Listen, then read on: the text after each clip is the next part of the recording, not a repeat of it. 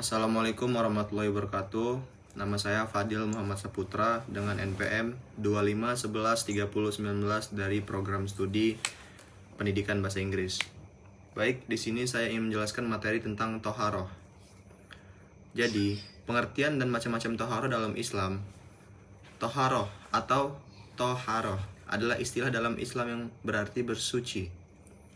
Bersuci tidak hanya dimaknai sebagai membersihkan diri dari kotoran secara fisik, tetapi juga membersihkan diri dari najis dan hadas agar seorang muslim dapat melakukan ibadah dengan sah.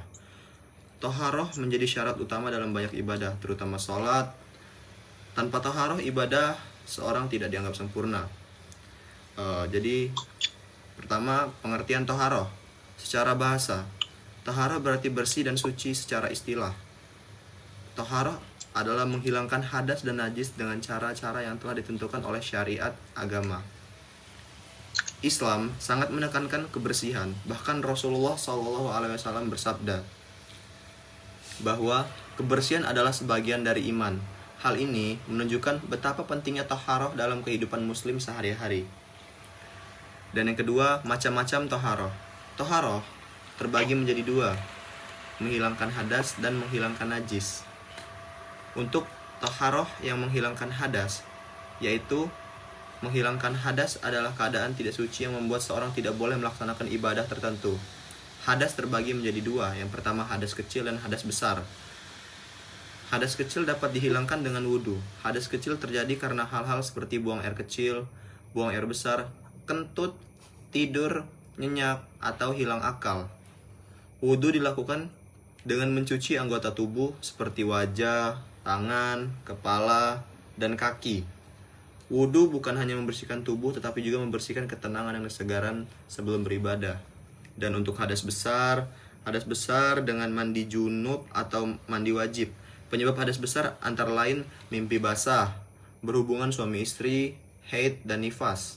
Mandi wajib dilakukan dengan meratakan air ke seluruh tubuh, mulai dari ujung rambut hingga ujung kaki, bahkan sampai sela-sela kaki sekalipun. Tanpa mandi wajib, seorang tidak boleh melakukan ibadah seperti salat dan membaca Al-Quran. B. Menghilangkan najis. Najis adalah kotoran yang harus dibersihkan agar ibadah sah.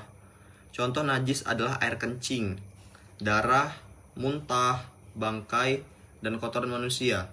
Cara menyucikan najis berbeda-beda sesuai dengan jenisnya, seperti najis ringan cukup dibasuh sekali.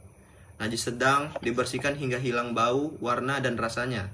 Najis besar seperti najis anjing atau babi harus dibersihkan dengan air yang dicampur tanah sebanyak 7 kali basuhan. Dan alat-alat untuk bersuci.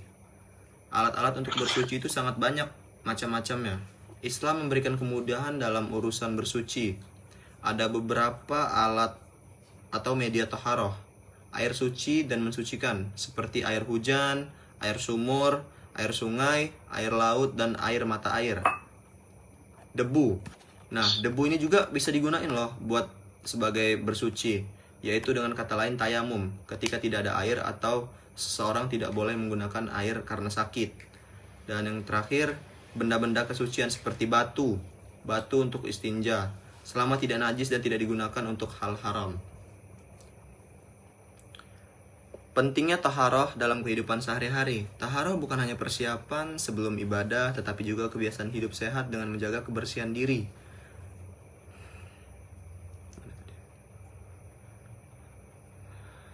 Dengan menjaga kebersihan diri, pakaian, dan tempat tinggal.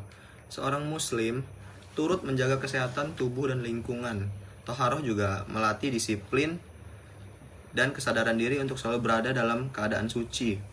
Dalam kehidupan sehari-hari, kebiasaan mencuci tangan, menjaga pakaian tetap bersih, dan merawat kebersihan rumah adalah bagian dari taharah. Jadi, kesimpulan dari taharah adalah bagian yang sangat penting dalam agama Islam.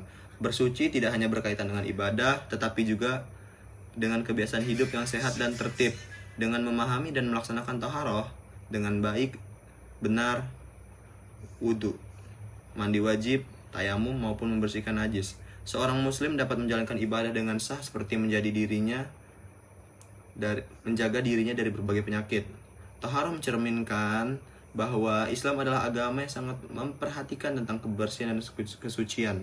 Jadi untuk setiap agama Islam atau seorang muslim yang ingin melaksanakan ibadah, ada baiknya dan penting dan wajibnya untuk menjaga kebersihan tubuh atau membersihkan tubuh sebelum mulai ibadah. Jadi demikianlah penjelasan dari saya tentang taharoh. Saya kira cukup. Kepada Tuhan saya mohon ampun. Saya akhiri. Wassalamualaikum warahmatullahi wabarakatuh. I love you.